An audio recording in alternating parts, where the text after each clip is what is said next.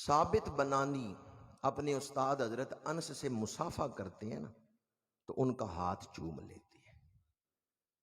انس فرماتے ہیں، حضرت انس رضی اللہ تعالیٰ عنہ، ثابت میرا ہاتھ کیوں چوم رہے ہو؟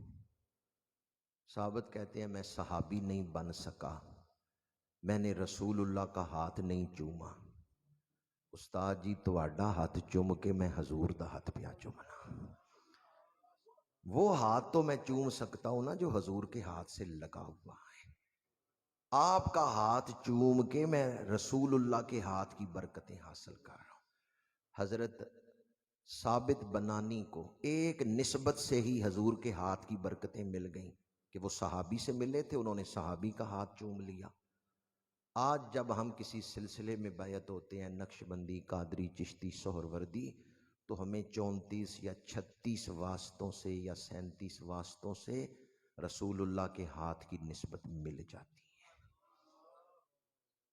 جو صاحب سجادہ ہوتے ہیں ان کے ہاتھ کی زنجیر بنتی ہے رسول اللہ کے ہاتھ تک۔ حضرت ثابت بنانی کو تو ایک نسبت سے ہی وہ ہاتھ کی نسبت مل گئی۔ انہوں نے حضرت انس کا ہاتھ چوم کے کہا میں آپ کا ہاتھ نہیں چوم رہا، میں رسول اللہ کا ہاتھ چوم رہا ہوں، کہ آپ کا ہاتھ مس ہوا ہے رسول اللہ کے ہاتھ سے۔ آج جب ہم کسی صاحب سجادہ، مرشد کامل، جن کی نسبت روحانیت رسول اللہ تک پہنچتی ہے، نسبت اجازت وہاں تک پہنچتی ہے، جب ہم ان کے ہاتھ میں ہاتھ دیتے ہیں تو 34 36 یا 37 واسطوں سے مختلف سلاسل میں مختلف تعداد ہے، ہمارا ہاتھ حضور کے ہاتھ تک پہنچ جاتا ہے۔ ولی برکات نبوی کو تقسیم فرما رہے ہیں۔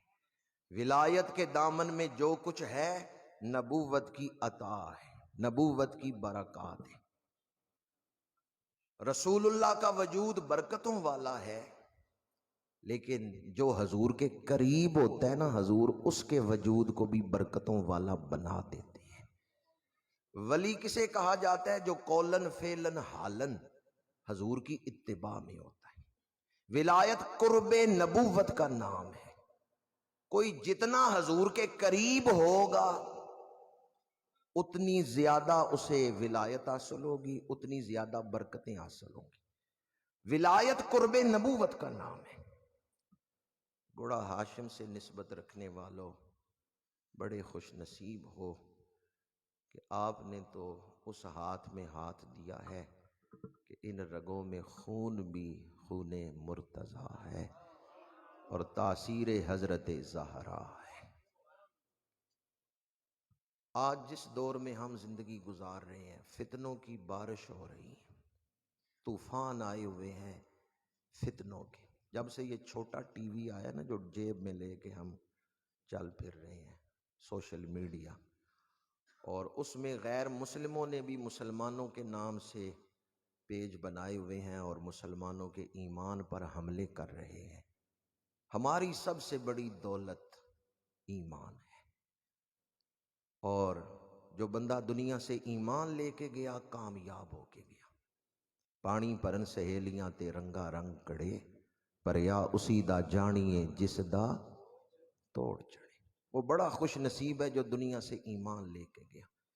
حاجی امداد اللہ مہاجر مکی رحمۃ اللہ تعالی علیہ مثنوی شریف کی شرح پڑھاتے تھے۔ مولوی اشرف علی تھانوی نے یہ بات کلید مثنوی میں لکھی ہے۔ مولانا روم کا شعر ہے، یک زمانہ صحبت